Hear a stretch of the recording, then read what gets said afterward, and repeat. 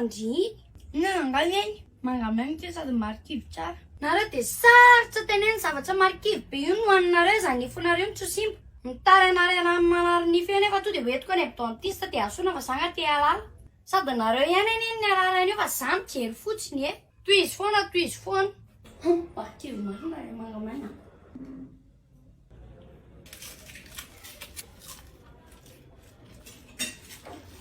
sokola zareko andorikasy avy eo iny koinona ny sikisikirana nina anaty pokerako eo sady tsy manamanitra mihitsy le nify mitakitaky be an'le sokola eo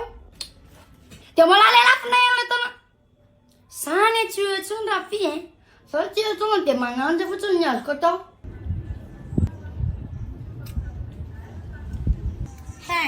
aty indray miafina mihinana mangamanta voankazo ny etony e tanina tambohany izandray zao iny tany moa dia miteny foana vava ty dia miteny foana fa nifindry io mbola ho banga dia anao solonify kely dia anao solonify rehefa manao solonify dia moraka ny tare sady ndry mbola hiteraka ndry miala nify zany eny raha fi miala ainy Zany efa borosy nify amin'ny saroboeza marainy. borosy nify indray isan'andro hita ndry moa ny fososo iny jerefa tsisy mbola bangana ny ray ary nefa zany nananyreny mangireny ta mbola kely dia tsy nianao mamanay dia zao lasa manao solonify sady ndry efa mahiry kely io mbola zavatra marikivy ihany no hoaniny te anjavona. A few moments later. Reto zavatra reto ny vidiko tany an-tsena tena mora nefa tsara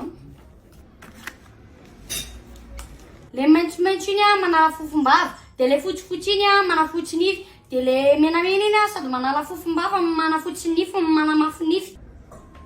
ary eno ia rehefa miteva tsy lozana mikosomaso ka mankididy be amin'ny masoko fa mba tsofo kely azafady ao ary izy amin'reto le manala fofombava ty neneny ty tena zaza manatsoatso mihitsy reny cadeau krismasy ndry fa ty ampiasatsika miaraka ato an-trano dentifrice sourire salon tsikinao